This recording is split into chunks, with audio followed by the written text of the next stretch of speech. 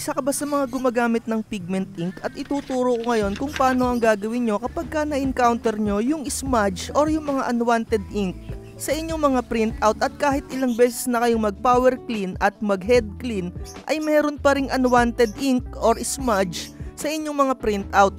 Bago tayo magsimula, ito nga pala yung mga nahigop ko dun sa aking printer head. Kung nakikita nyo, sobrang daming waste ink na kumapit dun sa printer head ko. At para malinis natin yon at mawala yung mga smudge ng inyong mga printout or mawala yung mga excess na ink na lumalagay sa inyong mga media, kailangan nyo ng photo paper at guntingin nyo sa size na ganito. Hindi ko alam yung eksaktong size, basta tansyahin nyo na lang na ganyan.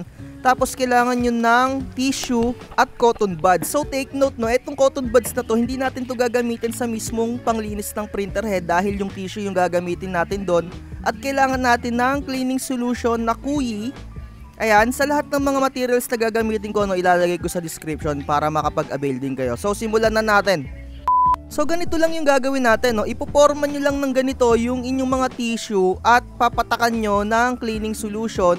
So take note, no, yung photo paper ay ginawa ko lang siyang parang body na itong mga tissue para matigas at meron akong mahawakan dito sa ilalim. Kapag ilalagay ko na yung tissue paper at yung printer head ay ipapadaan lang natin ng paulit-ulit dun sa ginawa natin na tissue. Medyo ilawan lang natin, no, at medyo madilim dito sa area ko. Sa mga magtatanong, no, para ma-move nyo yung inyong mga printer head, kailangan iti-turn on nyo yung inyong mga printer.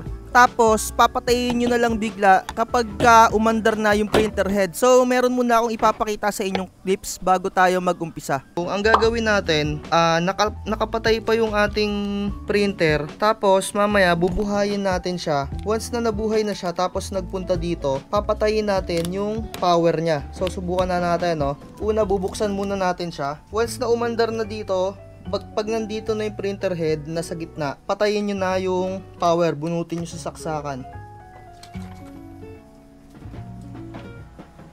So ayan, nahugot na natin at nandito na yung printer head na nasa gitna na. So ipapakita ko sa inyo kung gaano nakadumi yung ating printer. So ayan, nakikita nyo.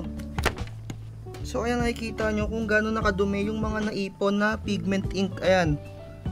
Meron rin nga palang product na DIY na nabibili dyan sa internet pero hindi na lang din natin babanggitin, hindi naman kasi to sponsor. Pero hindi ako believe sa product na to kasi kung mapapansin nyo, ayun, no, bumabalik-balik lang yung ink dun sa sponge at saka medyo mahal to kumpara mo sa tissue na lang yung inyong gamitin. At eto na, simulan na natin yung pinatakan natin na tissue na mayroong photo paper na nakapaloob para medyo matigas yung kanyang body. Ganito lang yung gagawin nyo, no.